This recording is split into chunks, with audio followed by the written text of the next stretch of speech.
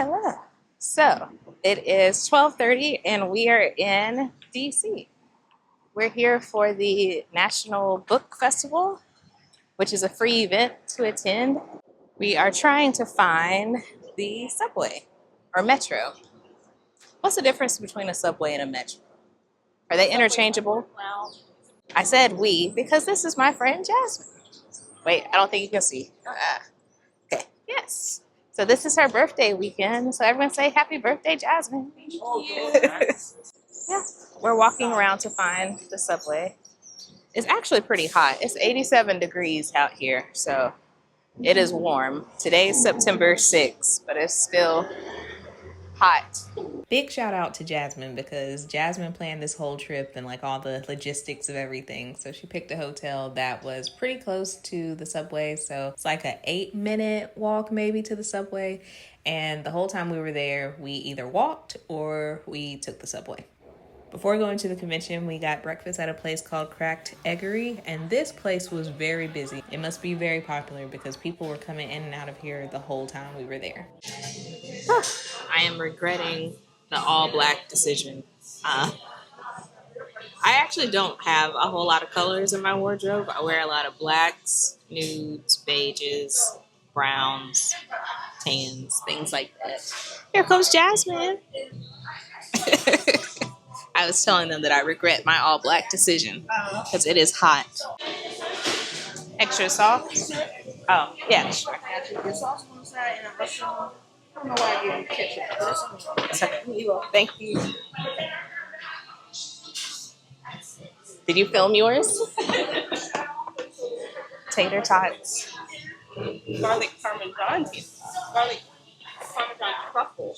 Fancy. French toast nuggets. You're welcome to have some. It is a good size sandwich. Do not judge me for how I'm about to go in. I'm hungry.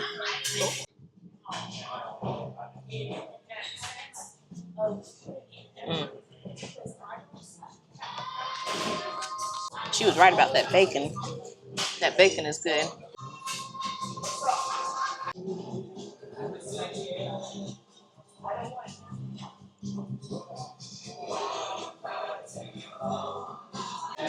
I guess you could say that was good because sandwich is gone.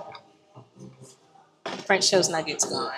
Admittedly, I was very hungry, and it's like 1:30 p.m. And the last time we ate was in the car. We got food from Wawa. I got a pizza. It was okay. After breakfast, we took the subway again to the convention center where the book festival was. So if you haven't been in DC recently, I would say don't buy like a physical card for the subway. Instead, just you can download an app and you can do everything through your phone. So this is the actual convention center for the book festival. There were so many people here. Wow, it's a whole bunch of like nerds and book talk type people. So we learned about this festival on TikTok, actually, and we saw it was free, and we were like, oh, we should go. But we had no idea that this was a thing. Apparently, they've been doing this for like 25 years. Had no idea. But look at all of these people. This is the line for people who want to have their book signed by authors. If you go to this next year, make sure that you get there early. The earlier you get there, then the better chance you have of getting your book signed, because we wanted our book signed by 2 different authors, and we ended up not being able to make it in line for one of them. It's a very thick book. I'm so used to my Kindle. I forget how big books are. They also had a section where you can buy books from authors, but again, make sure you get there early because if not, some of the books will get sold out. But you can buy books as well as they had like a bunch of random things that you can get. Kind of like if you go to an indie bookstore and you see like bookmarks or like other book related accessories that you can buy. They had those there as well. And at the festival itself, there's a wide range of authors. So I think there's something for everybody. Radicalized way to make sure that we radicalize kids, because if we don't radicalize kids, we are going to end up with the same generation that has been sort of governing us all this time. So at this point, I'm all about learning and growing and like making sure that like my message is for kids. I know a lot of adults read my books, but my message is for kids. I'm making sure that I teach them how to be, and that is like, if that's my only purpose and goal in life, I'm good with that. We went to a panel to see Tiffany D. Jackson, who's a really popular young adult author. So if you've heard of the book Monday's Not Coming, she wrote that book. So we're waiting in line for Tracy Dion to sign our books. Admittedly, I have never read these books, but supporting Black authors, I've heard of the series, but I have not actually read the books. Jasmine has read the first one. We are sitting down because we've been standing in line.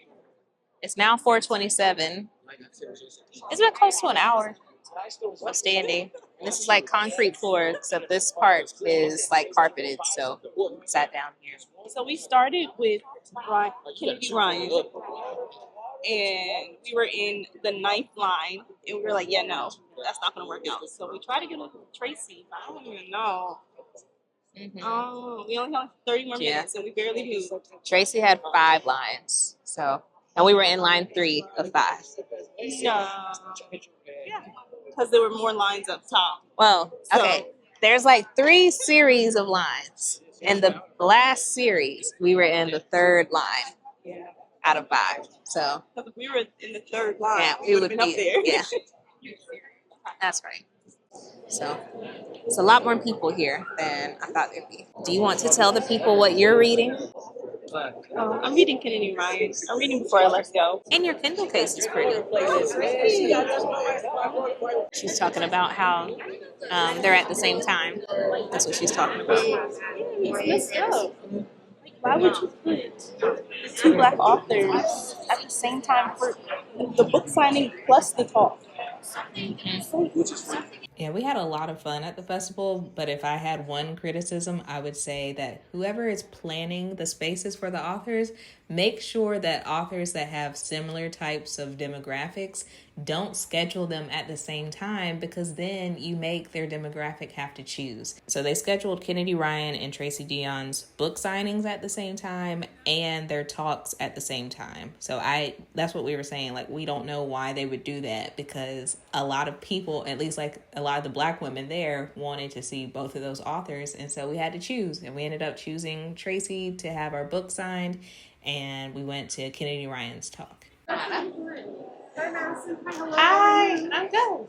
Nice to thank you. I love yours. Thank you. Thank you. Nice to meet you.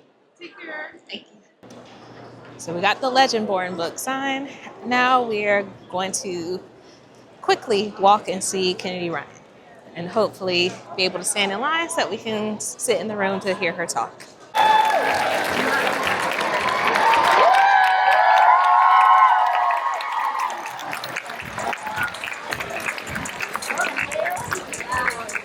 Also, with Kennedy Ryan, there was the author Alexis Daria, and we hadn't heard of her before, but after going to the talk and listening to her talk about the books, we were like, oh, we got to read her books. One thing I wanted to point out, do you see that young child standing in line? So he's standing in line to ask a question, but everyone was super confused why he was there, because these are romance novels and adult romance novels. They're not the spiciest, but they're spice. So we were all super surprised that he was there, because we were all like, little boy, why are you reading these books? And I don't think it was until maybe around my 5th book or so that I really was like, why does this feel hollow to me? Why do I feel like it's not about the craft, it's not about how well I'm writing, it's about the fact that what I'm writing doesn't mean enough to me. And so when I figured out, okay, I really want to write from the margins to the center. I want to write about communities and experience that have been peripheralized, that aren't being seen in cultural narrative enough. That's who I want to write about. I want to write about Black women, brown women, fat women, disabled women, chronically ill women, neurodiverse women. I want to write about amputees. I want to write about people whose experiences are not being depicted enough. And when I honed in on that and I understood that was my why, it added so much meaning to my work, but also it added so much focus. As I said earlier, we didn't have a chance for Kennedy to sign our books earlier in the day, but after her talk, she realized how many people didn't get their book signed, so she waited around afterwards and allowed everybody to come up and sign books and take pictures with her, which was so nice of her. So this was at the end of a very long day. It was a long day for us. I'm sure it's a long day for her. So I was so happy that she did this. She's so nice and she's so pretty. Like, she is beautiful. Like, I've seen videos of her online, but like, they don't do her justice. She's really pretty in person. So it was great meeting her. Afterwards, me and Jasmine went and got dinner. So we went to a place called Bus Boys and Poets. I think that's the name of it. Yeah, and I do believe that this is a Black-owned restaurant.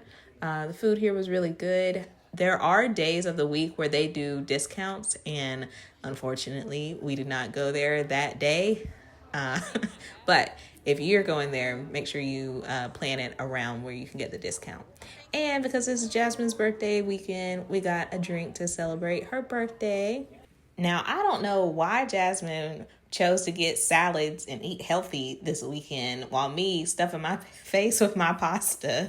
I don't know why she got me looking bad, but yes, she enjoyed her salad and I enjoyed my pasta. So day 2, the festival was just for one day, but we stayed the whole weekend. So this is Sunday.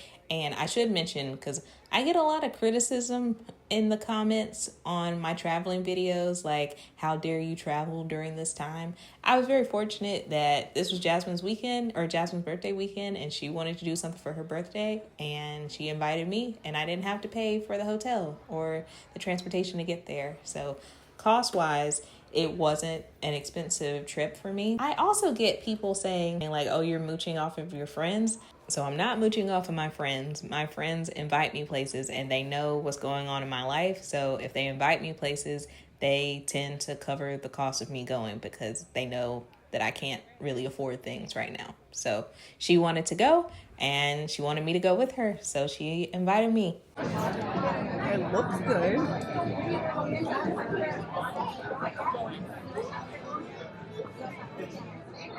That's something that This ramen was really good. It was just messy and I wore the wrong clothes to eat that because afterwards I definitely had like little stains on my shirt. So we walked around that area and then we also went to this place. This is in a different area, but still in DC. So this is a Black-owned coffee shop / plant store called Grounded. And it was really cute in there. Like, it was a really nice vibe. So we just stayed around and I ended up trying this matcha lemonade. Jasmine warned me that I may not like the taste of matcha. I taste both. I guess that's matcha and lemonade at the same time. It's like an earthy type of taste. I'd never had matcha before and it wasn't bad. It was just like, it was an acquired taste. It tasted like earth and grass, honestly. But afterwards we just like stuck around and read some more before catching the bus to go back towards our hotel. 10,000 steps towards the time of our lives. I'm just like, how deep are we underground for this escalator to be this steep? Goodness. But this is a little later that night and we got changed and freshened up to go out for another dinner for her birthday. And we were also going to go to a comedy show after dinner, but we ended up not making that. So we got dinner at this place, and this place, we mainly went there because they had a deal on lemon drops. So mimosas, all day bottomless mimosas and lemon drops. So that's why we went there. And that's also why we missed the comedy show. So we had a little too much fun at dinner, but it was a very good night.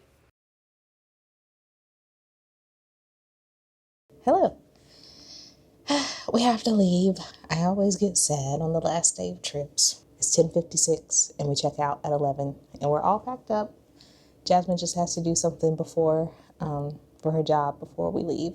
But it's been a great trip. Today, Jasmine still has to work, so we will be actually want to go to the MLK Memorial Library and I want us to work there for today.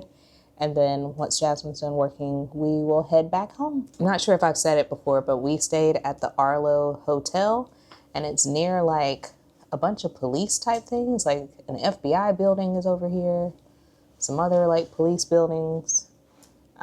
We were walking around at night safely, Mama, because I know you'll be watching this. We were safe, and it was very, like, we felt safe when we would walk back from the metro.